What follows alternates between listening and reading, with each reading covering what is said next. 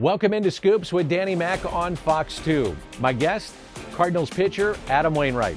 Now, he's closed out a World Series, been a finalist for the Cy Young Award, and he's back for another season. However, maybe his greatest contribution to the organization is what he has meant to the team away from the diamond. Recently, he won the prestigious Roberto Clemente Award for his work with his charitable foundation, Big League Impact. We'll get into that. We'll talk about what a career it's been for Waino. This, his 16th Major League Baseball season. He's third all-time in wins in Cardinals history with 167, behind Jesse Haynes and Bob Gibson. His strikeout total closing in on 2,000, and that total puts him only behind the great Bob Gibson. So it's been one of the greatest pitching careers in St. Louis history.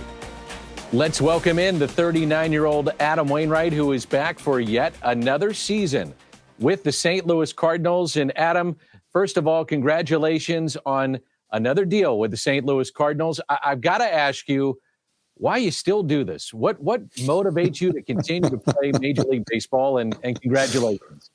Yeah, thanks. I like how you led that I'm the 39-year-old and then want to know why I still do this. You called me old twice in a row, Danny. Come on, man. I'm not saying you're old. I just want to know why you still do this. Well, it's still fun. For one thing, it's still fun, and I still love competing. I feel like I can still get people out. So starting to feel like I can get more people out than I did a couple years ago, like I maybe used to get them out. So it's fun to me, though. You know, I love the competition of it. I love the preparation for each start.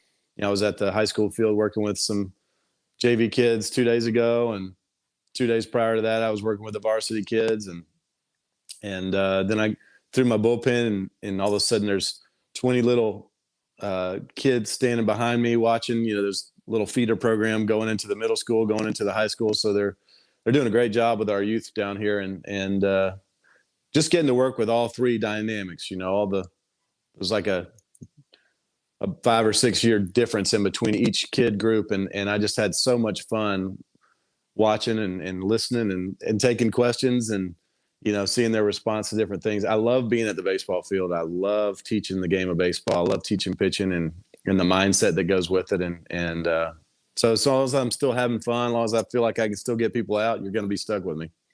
So what are those kids asking you? I'm curious. What are little kids asking Adam Wainwright? Yeah, the great thing, like, so a junior on the varsity team comes up to me and wants to know, you know, the difference in just being good and then what does it take for somebody who's good to get to great mentally? So that was a great question, right? And then, like, the JV kid might say, like, hey, how do you throw your curveball 2 different ways? And that was really cool. That was fun to see. And I've never seen anything like that. And then the little kids, you know, they're asking me, like, you know, where I was born and how old I am and how many kids I have and how long have I played baseball and am I going to go back to the Braves? That's what most people want to know, where I live. Or am I going to go back to play with the Atlanta Braves? So it's fun, you know, and like what my favorite color is. You know, the little guys, they always ask the funny questions. But I'm excited to watch them be excited and then answer all their questions. Was there any doubt in your mind, honestly, that you were not going to come back to St. Louis? I can't imagine you being in another uniform. I know fans feel that way. How about for you? Unfortunately, there was a week or two there where I thought, gosh, there's a really good chance I may have to leave St. Louis. And it wasn't, didn't want to, you know, I didn't, it's not like I was looking, you know, to try to leave St. Louis, but free agency is a weird thing, man. And eventually everybody's expiration date kind of comes into play. And so I told everybody on the air months ago, there would be no hard feelings. I've had such a fun, unbelievable, blessed career here in St. Louis, championships, you know, playoffs all the time. There's nothing I could ever look back and say, gosh, you know, I can't believe they did me like that. I mean, I'm sitting here in my really nice house with this really cool picture on the wall behind me of us celebrating after World Series. The things that I've been blessed with, a lot of them or many of them have come from being a St. Louis Cardinal and being a part of this family for a long, long time. So there's really nothing that at this point that the Cardinals could do to me that would ever keep me away. You're going to be stuck with me, Cardinals fans. But the business side of baseball, it had me thinking, all right, how bad do I want to keep playing? Because for a minute I thought, I don't know if the Cardinals asking price is going to be able to get to, even close to some of the other numbers that I'm maybe hearing thrown around. So then I have to decide, well, is it just about money? And then I have to decide, well, is the monetary difference enough where it almost becomes, in my mind, sinful to not take it, because I just know how many great things you can do with money around the world. For me, I mean, I'll be the first to tell you, I don't need any more money. Okay. I'll just be real honest with you. I have plenty of it. I've been very blessed. I've tried to give a lot of it away. It's something I can use to bless other people with now. So that's kind of why I'm playing now, honestly, Danny. One of the main reasons I'm playing is because I know with playing comes financial means that I can go out into the world and build water projects and build food shelters and community centers and baseball fields for kids and in other countries, and here in the United States and St. Louis and here in South Georgia. My hometown is Brunswick, Georgia. Here just got named the poorest city in all of Georgia. So there's a lot of things that I still feel like I need and want to do. So I can do them now, but if I keep playing, I'll be able to do them on a greater scale. I'm going to get more into that, and it led you to the Clemente Award in just a moment. You mentioned the picture that's behind you, and that's the World Series championship, and you've had so many great moments on the mound, whether it was that moment behind you, the Beltran strikeout. I just think of so many great things with you on the mound, and I think of one this last year, which was, I'm sorry to bring it up again, at the age of 39 on your birthday. And I'm not saying you're old, okay? You were 39. It was your birthday. It's just it was a fact. Yeah. Present. You went the distance. Is that one of the great moments that you've ever had in your career? The 0-2 pitch. Fly ball, left field. Carlson over. He has it! Wainwright. His 39th birthday. He goes the distance. 23rd complete game of his career. Absolutely remarkable. And a hug from Yadier Molina. Goosebumps everywhere. Everywhere. What a performance from the 39-year-old Adam Wainwright. Incredible. Yeah, it was. Just for multiple reasons. We really, really needed me to pitch deep into that game. If you think back the week leading up to my start there, we'd had a couple of really short starts from starters. We had some double headers. We had some long games, extra inning games a couple times. And, that compounded the effect of what I needed to do during that game. And so kind of thinking back on that moment where I was able to look over at my wife and my kids the night before, I was, they sent us home. At that time, the COVID was so that we couldn't be around everybody in the dugout and stuff. So they sent us home, and I was sitting there eating dinner, and I was preparing. I was going over my notes, and I was watching the game. And as the last out's made, I looked at my wife and my kids, and I said, I'm going 9 tomorrow. I have to. I'm going to do it. And it was getting the third out of the 9th inning. It was a moment where I realized, a couple of things. One, I can still pitch, and I can still pitch deep into games. But two was, all right, as a starting pitcher, as a number one pitcher earlier in my career, and a guy who aspires to return to that level, that's the kind of stuff number one pitchers do. And that felt good. But also knowing that my team needed me. My team needed me to come through. They needed me to go deep into that game. The bullpen needed a day off. The position players needed to look out at their starter and know that I had their backs, that day, and I was able to deliver. That was one of the most important things of the whole season, and one of the coolest moments of my career for sure. That's Adam Wainwright, and when we come back, we'll talk about the impact that he's making off the field with his charitable foundation, Big League Impact. That's next on Scoops with Danny Mac, right here on Fox 2. Scoops with Danny Mac is brought to you by Schnucks, Blue Fuse, Royal Banks of Missouri, and Ryan Kelly, the home loan expert. Welcome back to Scoops with Danny Mac on Fox 2. A reminder, there's daily content on the website, scoopswithdannymac.com. Podcasts, features, articles. If you've missed Bernie Miklasz and his writing, you can see it all daily on scoopswithdannymac.com. Adam Wainwright's Big League Impact, his charitable foundation. It's raised millions of dollars to support numerous charities for millions of people, to impact their lives and to make a difference. So as you can tell, Adam Wainwright is making such a huge impact, not only here in St. Louis, but also nationally, globally, with Big League Impact. And I want to ask you, Adam, and thanks for sticking through the break, what it means to you to win the Clemente Award. With all the great things that you've done in baseball, where does winning the Roberto Clemente Award rank for you? Well, I'm going to try to show you where it ranks, right? So I'm going to turn you this way a little bit. Let's see here. I'm going off script here a little bit, Danny, but I'm in my office here, and I'm going to show you kind of what I'm working with. So I got my gold gloves here and my silver slugger, whatever, and then my own personal, the Player's Choice Award and the Hutch Award, which are very important to me. But Roberto's right in the middle. And so if you see the trophy, see this card right here? Yeah. So a friend of mine, look at that, Bob Clemente. It's 1958 Topps Bob Clemente card. And a friend of mine called me, Al Brown, a fishing buddy of mine, and his daughter went to high school with me and my wife. A fishing buddy of mine called me and says, "Hey, when I was a kid, I was a baseball card collector, and I got something I want to give to you." I said, "Well, I mean, I appreciate it because I collect old Hall of Fame balls and anything signed by Hall of Famers."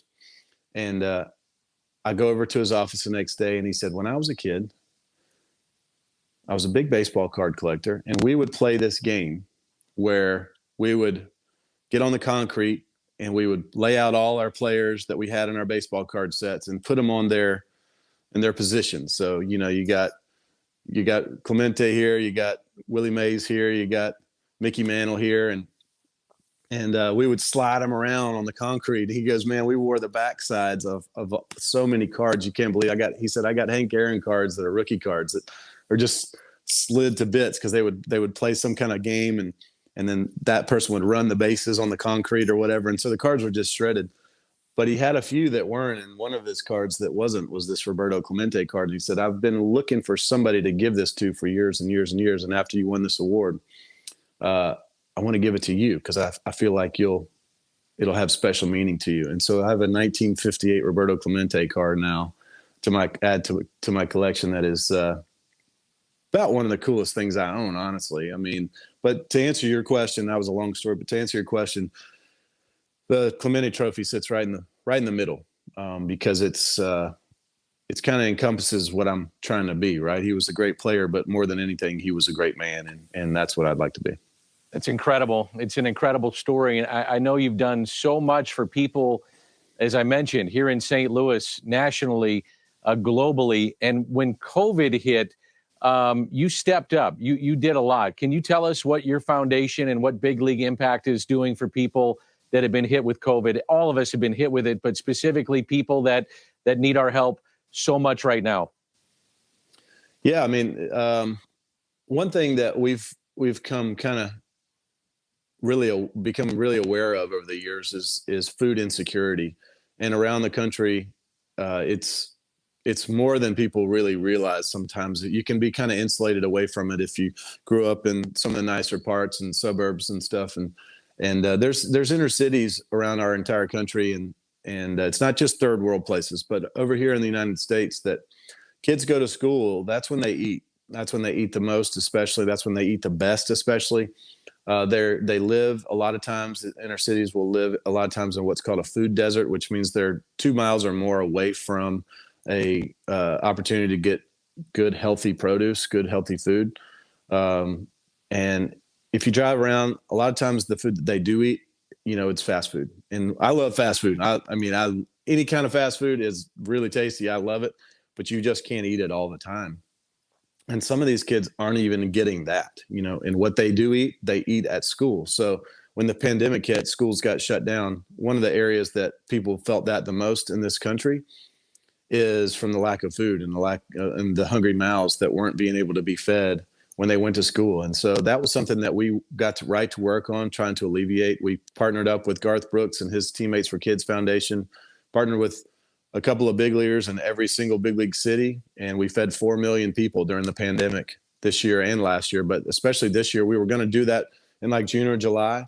But when the pandemic hit and schools got shut down, we tried to get right away on it, to work right away on it. And we were able to do it, I think, in March. So it was a really impactful moment for me to partner up with. I think we partnered with like 70 big league players to try to bring some assistance around the country.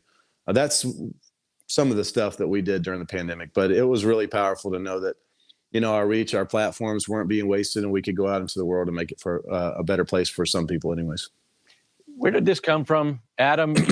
Your background of wanting to give back. Obviously, you didn't start out with millions of dollars. You didn't start out as a major league player, and now all of a sudden it's turned into a life's mission. Where did this come from for you? Yeah, and it's actually the opposite, quite the opposite. I grew up, my mom, single mother, worked 2 jobs to make sure we didn't go without, and my brother sort of helped raise me 7 years older and made sure I got to school and made sure I, got to baseball and taught me how to play. And so I know not necessarily where some of the people have, but I know what it's like to, not be able to get Air Jordans and all that kind of stuff. I had one pair of shoes. We bought cleats. We bought them a couple extra sizes too big because I could wear them for, a couple of years instead of just for fitting for that one season. I mean, there's millions and millions of people. Most people live like that around the United States, I would say. And so one of my main goals at Big League Impact, one of our main goals is to inspire the next player to go out and figure out what their thing is, right? It doesn't have to be lined up with what my main focuses are. We try to inspire people to realize that you have a platform, however big or however small it is, there's somebody or something you can do in this world to make it a better place. So we try to inspire that person to go out and do that. And it's well put. And I'll wrap it up with this. At some point, you won't be able to spin that old Uncle Charlie. That day is coming. Hopefully it's going to be later rather than sooner. So what's going to happen with Adam Wainwright? What are you going to do? What's going to keep you going and keep you inspired and keep you, just motivated day after day after day? And I know you probably have given this some thought. What do you think it's going to be? Yeah, we're working on something in my farm down here in Georgia right now. We're kind of working on the build out right now. We're finalizing some plans, but very similar to what I've been talking about. There's a really cool system that we're trying to put in place to be able to help feed a lot of people in need. We're growing some organic produce out at our farm that you can't even believe. We have a hydroponics unit that's growing lots of lettuce. We have a 2.5 acre garden that's doing tons of tomatoes and vegetables and fruits. We have a bunch of pecan trees in our orchard. We have lots and lots and lots of stuff going on out there. And we're doing archery for kids out there. We're doing some shooting range stuff out there, some skeet range stuff out there. So there's lots and lots of things that I'm trying to pour back into the community and have it be a resource for a lot of different people. That's one thing that's going to keep me going. As we're going to start a CSA program, which is one of my main initiatives, where it's called Community Supported Agriculture, where people can sign up and we'll deliver whatever's fresh off the farm that week. Every Friday or every Tuesday or every Monday, whatever day that is. And for every family that signs up to pay for that, we'll find a family that can't pay for it and provide for them. So we're going to try to do that for as many families as we can in need in our area. We're going to try to get the local schools and colleges involved, try to get some college accredited courses down there, some internships. So maybe we'll try to maybe in the future work on a scholarship program. All those things are in the works right now. That's one thing that I'm going to do. And I think in baseball, you might hear my voice on the radio or on the TV every now and then calling a game or two. We'll see. I can't wait to actually put you in your place. That's going to be fun. I need to be put in my place. Keep me humble. Keep me humble. I can't wait. Yeah, I mean, that's why, I appreciated the lead in with my age and all that. It's keep me humble, Danny. You're the best, my man. Thank you for doing this. Thanks for everything you do for our community and really worldwide. And congratulations on the Clemente Award. It's so well deserved. Thank you, Danny. Appreciate the time. You got it. That's Adam Wainwright. Back with more in a moment. Scoops with Danny Mac is brought to you by Blue Tail Medical Group, Royal Banks of Missouri, Hair Saloon for Men, and Triad Bank.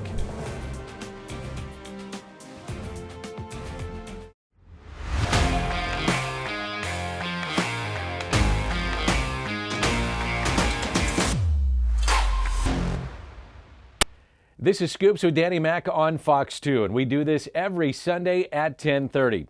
Our thanks to Adam Wainwright for being a part of the show. This year will be his 16th season wearing the birds on the bat, and as he's shown us, his impact has been made both on and off the field. Thanks for being with us, and we'll talk to you next Sunday.